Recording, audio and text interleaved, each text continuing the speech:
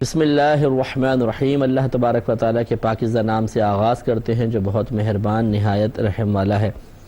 الحمدللہ درس بخاری کے سلسلہ جاری و ساری ہے اور 609 نمبر حدیث پاک تک ہم پہنچ چکے تھے، جس میں حضرت ابو سعید خدری رضی اللہ تعالیٰ عنہ نے حضرت عبد الرحمن بن عبداللہ بن عبد الرحمن بن ابی صعصع انصاری رضی اللہ تعالیٰ عنہ کے والد کو یہ نصیحت کی کہ میں ہی دیکھتا ہوں کہ آپ بکریوں اور جنگل سے محبت رکھتے ہیں،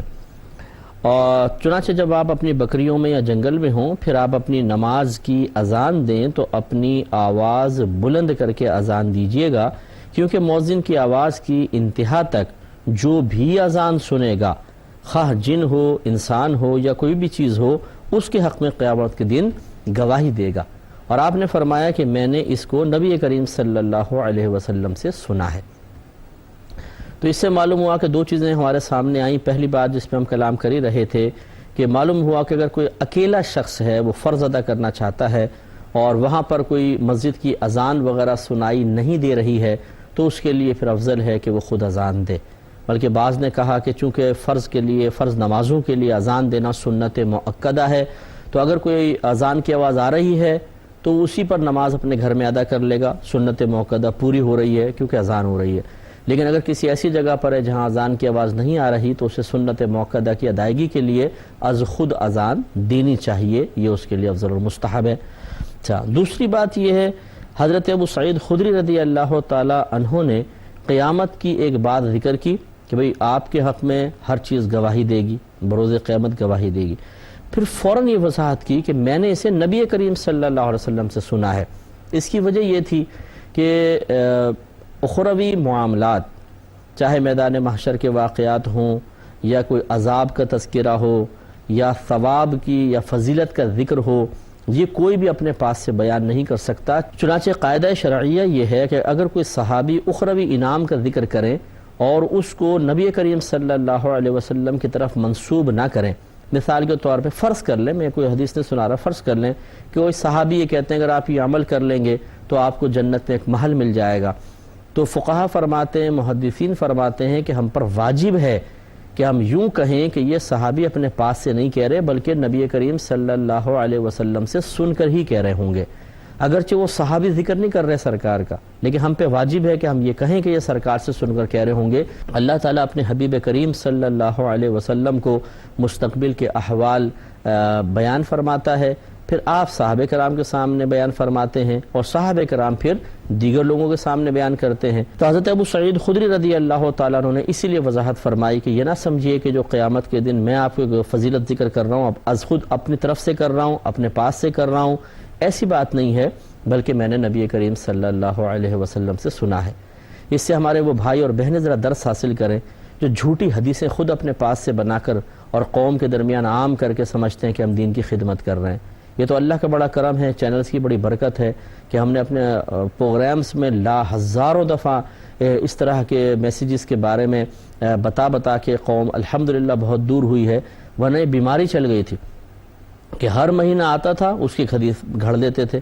کہ نبی کریم نے ارشاد فرمایا جو رجب کے آنے کی خوشخبری دے اسے جنت نصیب ہوگی، جو شعبان کے آنے کی خوشخبری دے اسے جنت نصیب ہوگی۔ ارے بھائی، یہ تو رمضان کے بارے میں جو حدیث ہے وہ بھی ضعیف ہے، چاہے جائے کہ ہر مہینے کی حدیثیں بنا لی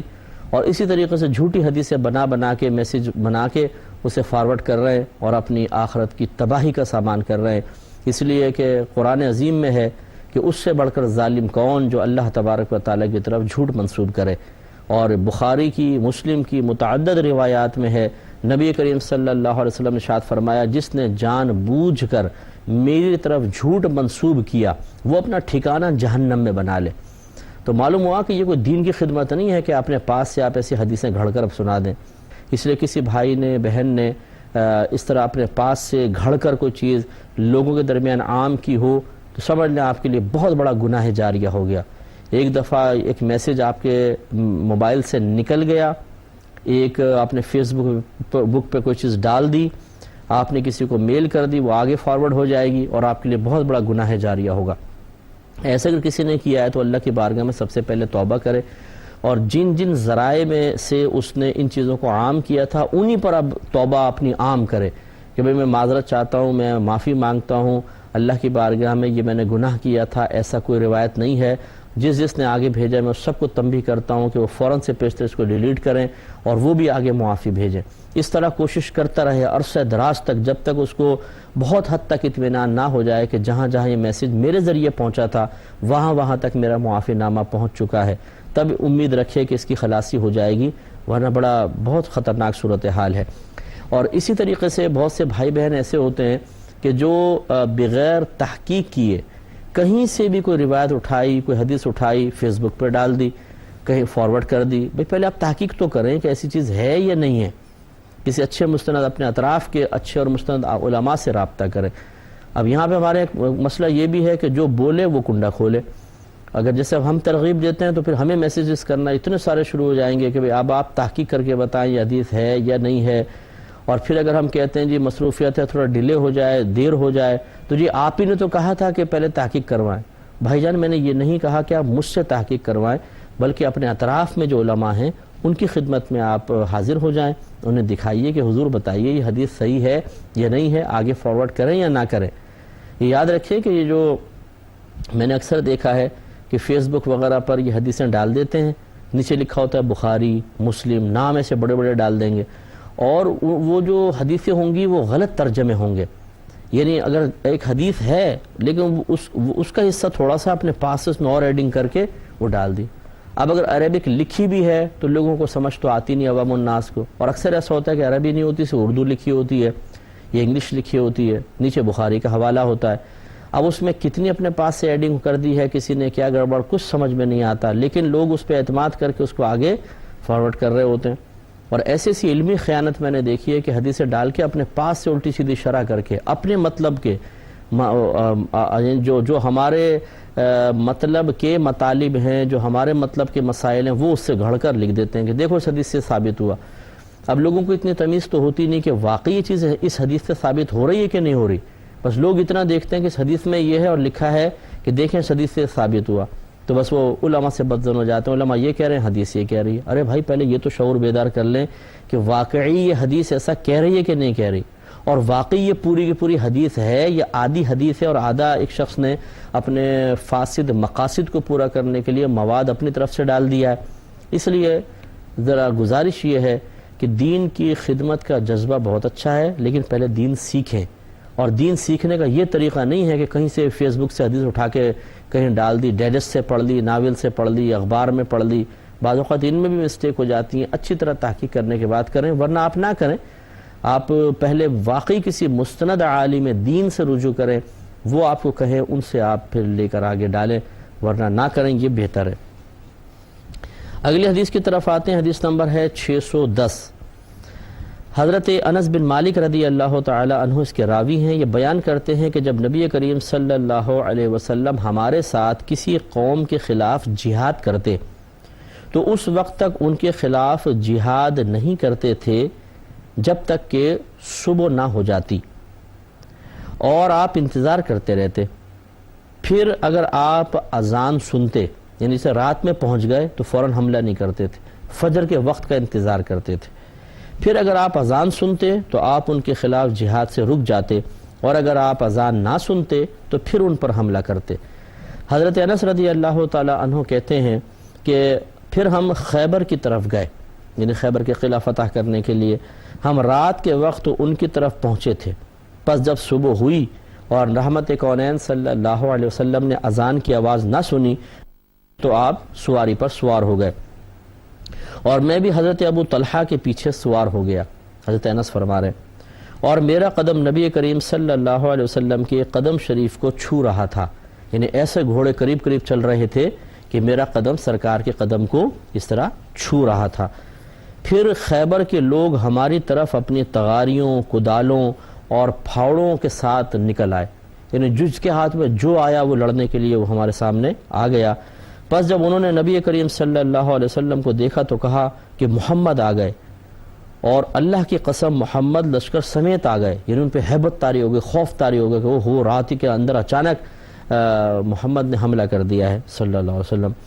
حضرت انس رضی اللہ تعالیٰ عنہ فرماتے ہیں کہ جب ان کو رسول اللہ صلی اللہ علیہ وسلم نے دیکھا تو ارشاد فرمایا اللہ اکبر اللہ اکبر،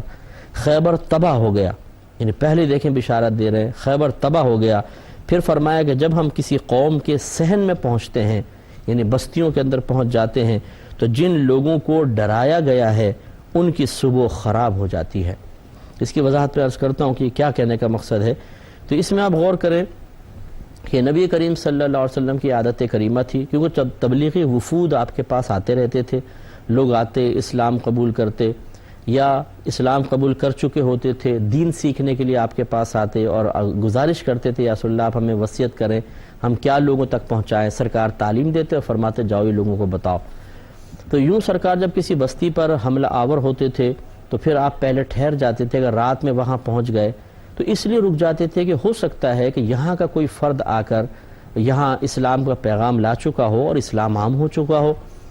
یا یہاں کا کوئی نہیں تو باہر کے آگے کسی شخص نے تبلیغ کر دی ہو، تو ذرا فجر کا انتظار کر لیا جائے. اگر اذان کی آواز آئے گی تو اس کا مطلب یہ مسلمانوں کی بستی ہے، اسلام یہاں تک پہنچ چکا ہے. اور مراد قبضہ کرنا نہیں تھا، مراد اسلام پہنچانا ہی تھا. اس کو میں وضاحت یوں عرض کروں کہ بعض لوگ یہ کہتے ہیں کہ جی اسلام تلوار سے پھیلا ہے. ایسی بات ہرگز نہیں ہے. نبی کریم صلی اللہ علیہ وسلم جب کسی شہر پر کسی علاقے پر حملہ کرتے تھے تو وہ اسی وقت ہوتا تھا کہ جب یا تو وہ سرکشی کیا کرتے تھے، اسلام کے خلاف کارروائیاں کرتے تھے، یا پھر انہوں نے آپس میں ظلم و ستم عام کر دیا تھا، عدل و انصاف کا فقدان ہوتا تھا. تو رحمت کونین صلی اللہ علیہ وسلم پھر وہاں پر حملہ فرما کر اسلامی قوانین نافذ کر کے عدل و انصاف کا ماحول بنا دیا کرتے تھے. اور کہیں ایسا نہیں ہوتا تھا کہ زبردستی مسلمان کیا جائے، کیونکہ یہ سیاہ ستہ کی روایت میں موجود ہے. صحابہ کہتے ہیں کہ جب نبی کریم صلی اللہ علیہ وسلم ہمیں جہاد کے لیے بھیجتے تو فرماتے کہ جب تم کسی بستی کا محاصرہ کرو تو پہلے تھوڑا سا انتظار کرنا، اگر اذان کی آواز آئے تو حملہ نہ کرنا، نہ اذان کی آواز آئے تو پھر تم اس پر حملہ کرنا، لیکن پہلے ان کے سامنے اسلام کو پیش کرنا. اگر وہ اسلام قبول کر لیں تو ان کو چھوڑ دینا، اگر اسلام قبول نہ کریں تو پھر ان سے کہنا کہ ہمارے ماتحت آ جاؤ اور ہمارے حفاظت میں آنے کا ٹیکس دو. باقاعدہ جس کو جزیہ کہتے تھے کہ مسلمانوں کی حکومت آ جاتی تھی، لیکن غیر مسلم اگر کہتا تھا میں مسلمان ہونا نہیں چاہتا ہوں اور کفر پہ رہنا چاہتا ہوں، تو پھر ان کو آفر کی جاتی تھی کہ ٹھیک ہے پھر آپ ہماری حفاظت میں رہنے کا اتنا ٹیکس دے دیں تو ہم آپ سے کوئی چھیڑ چھاڑ نہیں کریں گے، تعارض نہیں کریں گے، آپ اپنی جو عبادات کرنا چاہیں وہ آپ کی مرضی ہے. ان کو ذمی کافر کہا جاتا تھا. تو لوگ اس طریقے سے معاہدہ کر کے مسلمانوں کے ذمے میں آ جاتے تھے، حاکم اسلام کے ذمے میں آ جاتے تھے. تو سرکار نے فرمایا کہ اگر وہ جزیہ دینے کے لیے تیار ہو جائے تب بھی ان سے تعارض نہ کرنا، ان کو چھوڑ دینا. لیکن اگر وہ ان دونوں پر راضی نہ ہوں، نہ اسلام قبول کریں نہ ہمارے ماتحت آنے کے لیے تیار ہوں، تو پھر ان پر حملہ کرنا. لیکن سرکار نے ارشاد فرمایا ان کے بوڑھوں، عورتوں اور بچوں کو تکلیف نہ پہنچانا. یہ ہے ہمارے مذہب کی تعلیم. اگر ہمارے نبی کریم صلی اللہ علیہ وسلم نے تلوار کے زور پر اسلام کو پھیلانا ہوتا تو اس قسم کی تعلیم کبھی بھی نہ دیتے. پھر دوسری بات یہ ہے کہ ذرا تھوڑا سا ٹھنڈے دل سے غور کرنا چاہیے. کیا کوئی تلوار کے زور پہ کسی کے عقیدے کو بدل سکتا ہے؟ آپ بتائیے. اگر بالفرض آپ نے گردن پہ تلوار رکھی کہ پڑھو کلمہ اور اس نے ڈر کے پڑھ بھی لیا تو یقینی سی بات ہے کہ جیسے ہی تلوار کا خوف ختم ہوگا وہ مرتد ہو جائے گا. حالانکہ جو لوگ اسلام میں داخل ہوتے تھے پھر وہ اسلام سے نکلتے نہیں تھے. تو کوئی کسی کو تلوار کے زور پر اپنے مذہب میں داخل کر کے اسے استقامت سے نہیں رکھ سکتا ہے. اگر کوئی خوف کی وجہ سے بالفرض قبول کر بھی لے دوسرا کوئی مذہب تو پھر وہ جیسے اس کو موقع ملے گا وہ اس کو چھوڑ دے گا. تو یہ بات بالکل غلط ہے کہ تلوار کے زور پر اسلام پھیلا. اور یہ بھی غلط ہے کہ نبی کریم صلی اللہ علیہ وسلم پوری دنیا کو اپنے زیر اثر لانا چاہتے تھے تو خامخواہ حملہ کر دیا کرتے تھے. ایسی بات نہیں ہے. جہاں سرکشی ہوتی تھی، جہاں اسلام دشمن ہوتے تھے، اسلام کے خلاف کارروائیاں کر رہے ہوتے تھے، جہاں ظلم و ستم کا نظام تھا اور مخلوق خدا بیزار تھی ان لوگوں سے، وہاں پہ سرکار تشریف لے جاتے، پہلے اسلام کی دعوت دیتے. مسلمان ہو جائیں گے تو فلاح پائیں گے، نہیں ہے تو پھر اسلامی قوانین کے تابع ہو جاؤ. کیونکہ اسلامی قانون کے تابع ہو جانے والا اگر بالفرض ایک ذمی کافر ہے، ایک طرف مسلمان ہے، ہمارا مذہب یہ کہتا ہے اگر مسلمان نے زیادتی کی ہے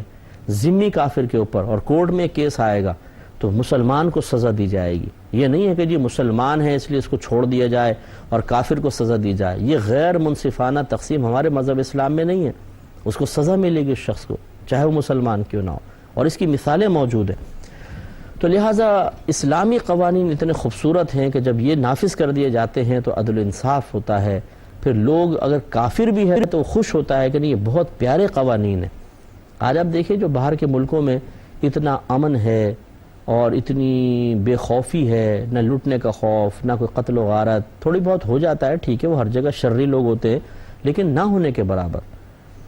تو وہ کس طریقے سے ہے اگر آپ تھوڑا سا غور کریں, انہوں نے ہمارے جو سابقہ حکمران ہیں خصوصاً عمر فاروق رضی اللہ تعالی عنہ, ان کے دور حکومت کو اچھی طریقے سے پڑھا ہے, کس طریقے سے عدل و انصاف قائم کیا, کس طریقے سے لوگوں کی نفسیات کو پیش نظر رکھتے ہوئے انہوں نے ان کو ساتھ لے کر چلایا ہے اور امن اور آتشی آئی. تو یہی چیز انہوں نے اختیار کی. آج دیکھ لیں ان کے ہاں کتنی ترقی بھی ہے, سکون بھی ہے. انشاءاللہ اس پہ کلام جاری رہے گا, لیکن نیکسٹ پروگرام میں وآخر دعوانا ان الحمدللہ رب